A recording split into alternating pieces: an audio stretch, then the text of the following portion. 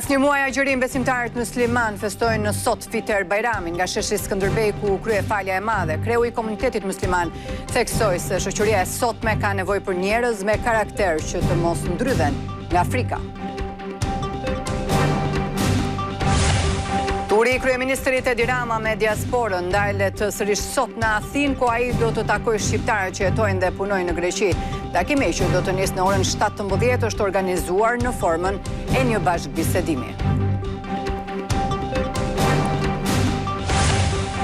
Sali Berisha thot se të rinjt do të jenë në qendër të fushatës dhe qeverisjes pas 11 majit. Ai premton se vendimi i parë i qeverisë së tij do të jetë hapja e TikTok, ndërsa akuzon kryeministrin Edi Rama se ka kopjuar programin e PD-s. Konfliktet mes nxënësve në shkolla kanë shënuar shifra alarmante gjatë vitit 2024, duke shtuar shqetësimin tek autoritetet. Sipas të dhënave të policisë, Tirana është qarku më problematik i ndjekur nga Korça dhe Dibra. Në Shqipëri, bizneset po i kthejnë sy gjithnjë më shumë nga punonjësit e huaj. Mungesa e fuqisë punëtore në disa sektor kyç të ekonomisë po plotësohet me emigrantë nga Filipinet, India, por edhe nga Italia, Kosova e Turqia. Hamasi pranoi një propozim të ri të Egjiptit dhe Katarit për armëpushim, ndërsa Tel Avivi u paraqiti vendeve ndërmjetësuese një kundër propozim. Pavarësisht përpjekjeve për një marrëveshje të re, ushtria izraelite rinisi bombardimet në Gaza.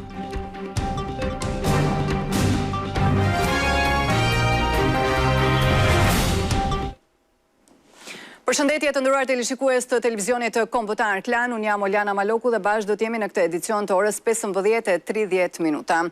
Pas një muaji agjërimi dhe sakrificash, besimtarët musliman festojnë sot Fitër Bajramin nga sheshi Skënderbej, ku krye edhe falja e madhe. Kreu i komunitetit musliman theksoi se shoqëria e sotme ka nevojë për njerëz me karakter që të mos ndrydhen nga frika dhe të ruajnë vlerat e familjes. Allahu Akbar. Me shpresën se sakrifica e një muaji u është pranuar nga krijuesi, besimtarët musliman festojnë sot Fitër Bajramin. Pas një muaji agjërimi dhe përkushtimi shpirtëror, mira e besimtar musliman janë mbledhur në sheshin Skënderbej për faljen e madhe të Fitër Bajramit. Kjo ditë e shenjtë shënon përmbylljen e muajit Ramazanit dhe sjell me vete mesazhe paqeje, solidariteti dhe lutjeje. Kreu i komunitetit musliman të Shqipërisë u lut për agjërim të pranuar dhe më shumë forcë për të përballuar sfidat e jetës. Ne jetojmë në një epokë ku vlerat e familjes po lëkunden. Sot, më shumë se kurrë, kemi nevojë për njerëz me karakter, për besimtar që jo vetëm luten, por edhe ndërtojnë, që jo vetëm kërkojnë, por edhe japin, që nuk ndrydhen nga frika, por që ndrojnë në këmbë me të vërtetën. Kjo ditë nuk është vetëm një fest, por një mesazh. Ne jemi një kombë. Në faljen e namazit në qendër të Tiranës ishte i pranishëm edhe sekretari i përgjithshëm i Ligës së Botës Islame, i cili veçoi vlerat që populli shqiptar ka përcjell brez pas brezi e që sot duhen marrë shembull nga e gjithë bota. Të gjithë e dim shumë mirë se nëpër botë sot kemi konflikte që burojnë edhe nga divergjenca apo qasjet e ndryshme fetare, kulturore dhe politike. Prandaj bota sot ka shumë nevojë që të ndjek shembullin e mrekullueshëm që jep shoqëria shqiptare nëpërmjet vlerave të saj të bashkëtesës dhe tolerancës ndërfetare. Allahu Akbar. Kjo ditë e veçantë është e mbushur me harmoni dhe urime nga besimtarët që gëzimin e Fitër Bajramit e ndajnë me të gjithë. Uroj besimtarët që të bëhen sa më të lumtur. Është dita më e gëzuar për ne. Lumturi, gëzim, harmoni, dashuri, falje mëkatesh. Gëzuar Bajramin. Ky është agjërues 30 ditë të Ramazanit me dëshirën e tij, paqe, bashkim, vllazërim. Zoti që na pranon agjërimin dhe gjithë mirat. Do shkojmë tash për vizita, do presim, do përcjellim. Agimi i Fitër Bajramit gjeti në sheshe e xhami besimtar të shumë në mbar vendin si në Durrës, Shkodër, Fier, Elbasan, Lezhë, Gjirokastër e Lushnjë. Në këtë ditë të shenjtë për besimtarët musliman nuk munguan as urimet e politikës. Kreu i shtetit Bajram Begaj bëri thirrje për më shumë solidaritet me të pamundurit, ndërsa kreu i opozitës ka premtuar dyfishim të fondit për komunitetet fetare, si edhe vendosjen e faljes së të premtes në ligj. Pas faljes së namazit në shesh, kreu i komunitetit musliman Bujar Spahiu priti urimet në Seli, ku nuk munguan edhe përfaqësuesit më të lartë shtetëror dhe të politikës shqiptare. Pasi përsolli urimin e tij për gjithë besimtarët musliman, presidenti i Republikës Bajram Begaj theksoi se kjo ditë simbolizon mirësinë dhe solidaritetin. Të shtrim dorën njëri tjetrit, të ndihmojmë të pamundurit dhe të jemi të bashkuar. Kryetarja e Kuvendit Elisa Spiropali theksoi se kjo është një ditë që bën bashk të gjithë shqiptarët. Kjo është një ditë që rrezaton përtej komunitetit musliman dhe i gjej rastin të urojë të gjithë shqiptarët. Kryeministri Rama ndodhet në Greqi për takimet me shqiptarët e diasporës, ndaj urimin e tij për Fitër Bajramin e ka bërë nga rrjetet sociale. Zoti ju apranoft lutjet dhe ju shpërbleft për të gjitha sakrificat. Urimet e përzemërta besimtarëve musliman që përmbushën me devotshmëri një muaj përkushtimi, sakrifice dhe reflektimi. Kryetari i opozitës Sali Berisha pasi doli nga selia e komunitetit musliman krahas urimit për Fitër Bajramin, bëri edhe disa premtime elektorale. Pas 11 majit, nga vendimet e para do të jetë dyfishimi i fondit për komunitetet fetare. Dhe garantoj besimtarët musliman se falja ditën e premte do të përcaktohet në ligj dhe në orar.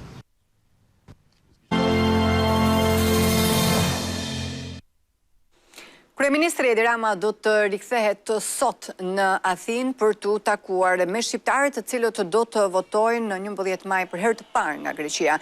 Ndryshe nga Kreta, ku ishte të shtunën në kryeqytetin grek, Rama nuk do të mbajë thjesht një fjalim, por do të zhvillojë një bashkëbisedim me të pranishmit.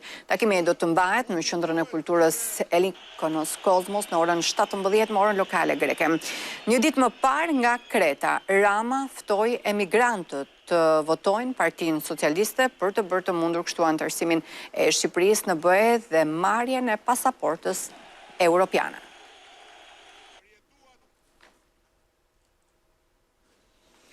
Kryetari i opozitës Sali Berisha thotë se të rinjtë do të jenë në qendër të fushatës dhe qeverisjes së nesërme të Partisë Demokratike.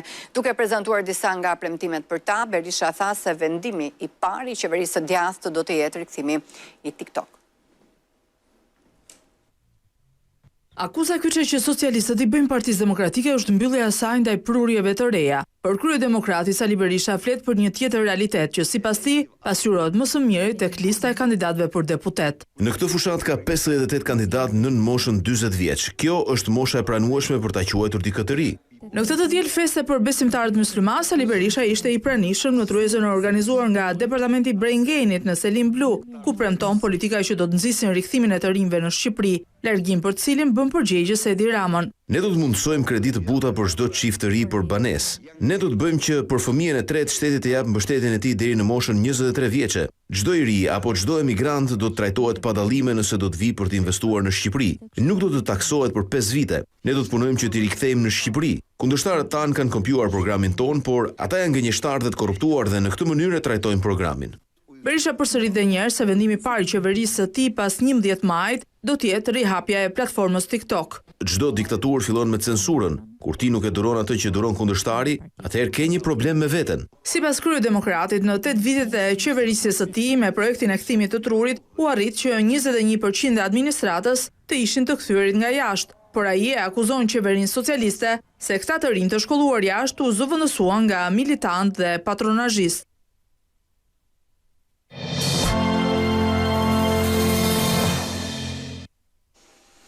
Gjykata e Tiranës ka dënuar me 18 vite burg të riun që 2 vite më parë vrau me thik bashkëmoshatarin e tij Steven Toshkësin në Tiranë.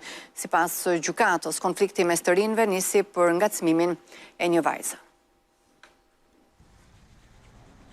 Me 18 vite burge ka dënuar gjykata e Tiranës të riun Aksel Hoxha, i cili gjatë një konflikti fizik vrau me thik bashkëmoshatarin e tij Steven Toshkësin. Ngjarje ndodhur në prill të 2023-shit në kryeqytet. Fajtor për moskallëzim krimi është cilësuar nga gjykata edhe Enci Maze, miku i Hoxhait, pjesëmarrës në konfliktin fatal, që siç rezultoi nga hetimi, kishte nisur për ngacmimin e një vajze. Sipas vendimit të gjykatës së Tiranës, ky konflikt edhe pse për motive të dobta kishte angazhuar dy grupe shoqërore të pandeurit dhe viktimës, klimës, në gjetjen e informacioneve dhe vendodhjes së njëri tjetrit. Megjithë angazhimin e tyre, takimi në mesnatën e 18 prillit të 2 viteve më parë është konsideruar nga gjykata si rastësor. Vitet e fundit ngjarjet kriminale me viktima dhe autorë të mitur dhe të rinj deri në moshën 21 vjeçare kanë shënuar rritje, teksa aktualisht ndodhen të dënuar 41 prej tyre dhe 157 të tjerë të moshave nga 14 deri në 21 vjeç janë të paraburgosur. Krimet ku më shpesh përfshihen janë vjedhjet, shpërndarja e drogave apo drejtimi i mjetit në mënyrë të parregullt. Konfliktet mes nxënësve në shkolla kanë shënuar shifra alarmante gjatë vitit 2024, duke shtuar kështu shqetësimin tek autoritetet. Sipas të dhënave të policisë së shtetit, Tirana është qarku më problematik, i ndjekur më pas nga Korça dhe Dibra. Konfliktet mes nxënësve brenda shkollës dhe në afërsitë e institucioneve arsimore janë kthyer në një shqetësim kryesor për policinë e shtetit. Vetëm përgjatë vitit 2024 janë evidentuar me qindra raste që dëshmojnë rritjen e tensioneve mes nxënësve adoleshent. Në total, numri i konflikteve në shkolla apo pranë tyre është 211, konfliktet më të mëdha, 193 të tilla ose 90% e tyre rezultojnë mes nxënësve të së njëjtës shkollë. Konfliktet mes nxënësve dhe personave të jashtëm janë 18. Policia e shtetit thotë se ka parandaluar 170 raste të tjera dhune, ndërsa oficerët e sigurisë kanë parandaluar 115 të tilla. Tirana është qarku më problematik, i ndjekur nga Korça dhe Dibra. Është e drejtë që shqetësimi i qytetarëve vjen në rritje pasi është një problem shumë i prekshëm, ka të bëjë me një moshë delikate. Llojet e zëngave ku përfshihen nxënësit e moshave nga 12 deri në 18 vjeç janë të ndara në 2 kategori, të cilat sipas policisë kanë veçori specifike. Konfliktet e hapura dhe të shfaqura si në ambientet shkollore dhe jashtë institucioneve janë konflikte që evidentojnë lehtë. Problematikat të cilat nuk janë të shfaqura apo të evidentuara janë ato që mund të barten jashtë institucioneve arsimore, sikundër dhe brenda institucioneve arsimore në momente të caktuara. Garantimi një mjedisi të sigurt për nxënësit si brenda dhe jashtë ambienteve të shkollave, sipas policisë kërkon dhe angazhimin e strukturave të tjera përtej oficerëve të saj, siç janë oficerët e sigurisë, por Shqipëria numëron 1740 shkolla, ndërsa oficerët e sigurisë rezultojnë të jenë vetëm 208. Vlerësimi në kohën e dur i dinamikave dhe problematikave që sjell çdo institucion arsimor, adresimi i tyre në kohë në ato institucione që janë përgjegjëse për menaxhimin e tyre, ne mendojmë se janë çelësi i suksesit. Mungesa oficerëve të sigurisë, sipas ekspertëve të policisë, bën që një pjesë e zëngave të regjistruara në shkolla apo mjediset pranë saj të mos parandalohen dhe të mos raportohen.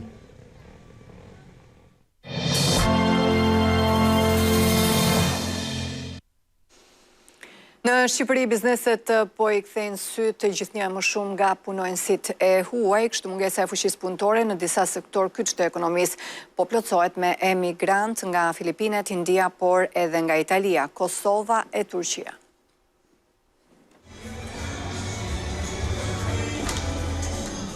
Në këtë restoran në Tiranë gjysma e punonjësve janë të huaj. Vijnë kryesisht nga Filipinet. Venar Palabio, ky 33 vjeçar ka 4 vite që po punon në Shqipëri.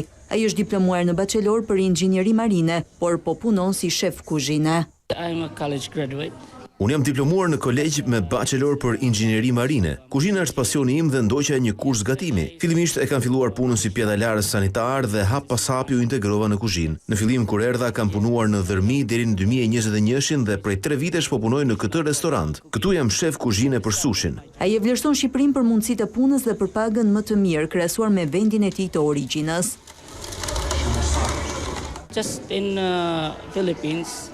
Në krahasim me Filipinet, pagesa është më e mirë këtu dhe për ne është një mundësi shumë e mirë puna në Shqipëri. Në fillim jetesa në Shqipëri ka qenë shumë e vështirë. Për shkak të komunikimit, mosnjohjes së gjuhës, ushqimi është shumë ndryshe, kultura është shumë ndryshe. Po si e gjetja i vendin e punës në Shqipëri? Like most of the Filipino people. Shumë Filipinas aplikojnë për punë në agjensi punësimi në Filipine, të cilat bashkëpunojnë me agjensi punësimi në Shqipëri. Këto të fundit rekrutojnë punonjës nga Filipinet. Gjithçka procedohet në Filipine dhe më pas letrat dërgohen në Shqipëri. Presim afro 2-3 muaj derisa të aprovohet viza nga zyra e emigracionit në Shqipëri dhe më pas, përmes vizës së punës të aprovuar, bëhemi gati me biletat dhe nisemi për në Shqipëri. Punonjësit e huaj po bëhen pjesë e ekonomisë shqiptare, ndonse punësimi i tyre ka kosto më të lartë për bizneset se punësimi i qytetarëve shqiptar. Vetëm transporti nga Filipinet këtij bar restoranti ka kushtuar nga 3.500 deri në 5.000 euro për çdo punonjës. Por pavarësisht kësaj, bizneset po i pranojnë këto shpenzime për të siguruar fuqi punëtore të qëndrueshme. Në Shqipëri rezultojnë 13.000 shtetas të huaj të punësuar dhe numri i tyre ka ardhur në rritje vit pas viti. Të huaj në tregun e punës dominojnë nga italianët, turqit, indianët dhe filipinasit. Punëtorët e huaj po zëvendësojnë krahun e punës që mungon në disa sektor kyç të ekonomisë, që po njohin zhvillim të madh vitet e fundit. Hoteleria, shërbimi dhe ndërtimi janë fushat që kanë mungesat më të mëdha dhe që po tërheqin emigrant. Shqipëria po përballet me mungesën e fuqisë punëtore kryesisht për shkak të largimit të rinjve apo mungesës së interesit për disa profesione. Bizneset e kanë të vështirë të gjejnë staf të kualifikuar, veçanërisht në sektorët e shërbimit dhe ndërtimit, dhe janë të detyruar të kërkojnë zgjidhje tek punësimi të huajve. Kjo tendencë e punësimit të emigrantëve pritet vazhdojë teksa vendi po bëhet një treg gjithnjë më tërheqës për punonjës të vendeve të ndryshme. Të gjitha ata që duan të vinë të punojnë në Shqipëri do të duhet të kenë një kontratë pune, e më pas do të duhet të aplikojnë për lejë qëndrimi.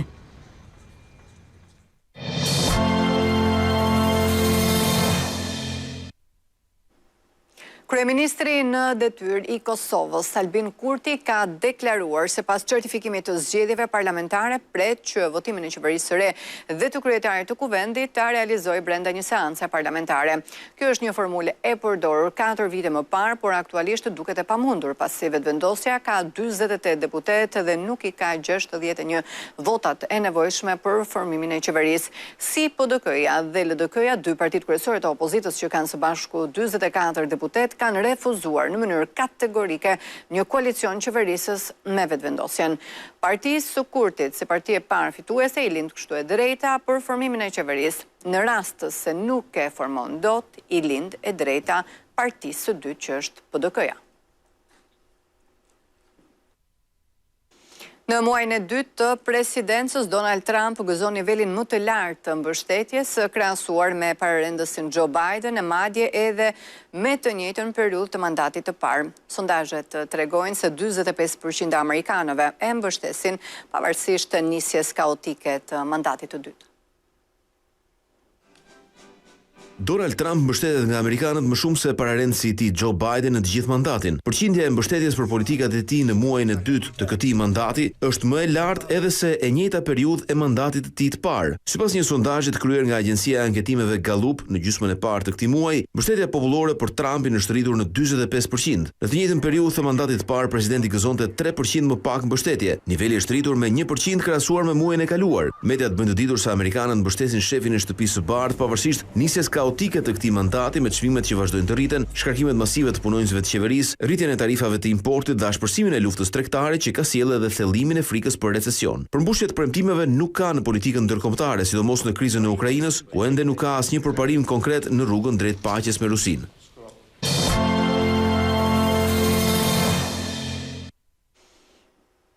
Është hapur gara për përzgjedhjen e kompanisë që do të implementojë planin për rrjedhimin e parkut arkeologjik të Bylisit. Pas miratimit të planit të menaxhimit të parkut të Bylisit dhe atij të Klosit, është hapur gara për përzgjedhjen e kompanisë që do të implementojë planin që synon të rrjetizojë dhe ta kthejë Bylisin në një prej parqeve më të vizituara në vend. Arkeologët që kanë ardhuar planin tregojnë se projekti do të shtrihet në 3 faza. E para që për prikjen e pritjes, e dyta është për konservimet dhe restaurimet. Tani pritet firmat fituese që të fillojnë me njëherë nga puna. Bylisi për pak vjet do bëhet një nga qendrat e rëndësishme të vizitueshme për Shqipërinë. Parashikon për ta kthyer parkun në një sit arkeologjik rentabël, për ta futur në fokusin e turizmit. Jo vetëm që synon që itinerari në Bylës dhe Klos të jetë më interaktiv për turistët, por këta të fundit të kenë më shumë akses për të njohur me historinë e lire përmes muzeut që do të ngrihet aty. Plani parashtron itineraret, aksesueshmërinë, infrastrukturën ndihmëse brenda parkut, duke përfshirë edhe muzeun. Janë bërë rrugat që lidhin Bylisin me Klosin, por edhe disa punime që do kryen edhe në Klos për restaurime të atrit, muri rrethues e tjera. Ekzekutimi i planit parashikohet të kryhet brenda një periudhe 5 vjeçare, ndërsa vetë ky projekt ambicios mbështetet nga Bashkimi Evropian me një fond që arrin gati 7 milionë euro dhe që do të menaxhohet nga Agjencia Italiane për Zhvillim.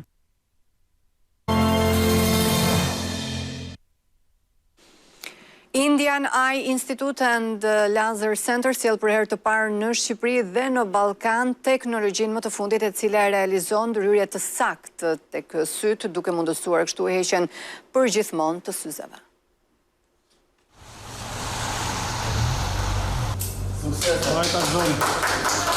Indian Eye Institute and Laser Center me doktor Nishan Tanea sjellin për herë të parë në Ballkan metodën më të fundit Smile Pro për eliminimin e syzeve nëpërmjet inteligjencës artificiale dhe teknologjisë robotike Zeiss VisuMax 800. Aparatura është VisuMax 800 Pro Smile, e cila vjen për herë të parë në Shqipëri dhe në Ballkan, e cila të veçantën e saj ka inteligjencën artificiale, pra është një aparaturë robotike. Sipas doktor Nishan Tanea, veçantia e Zeiss VisuMax 800 qëndron tek saktësia e procedurës Smile Pro.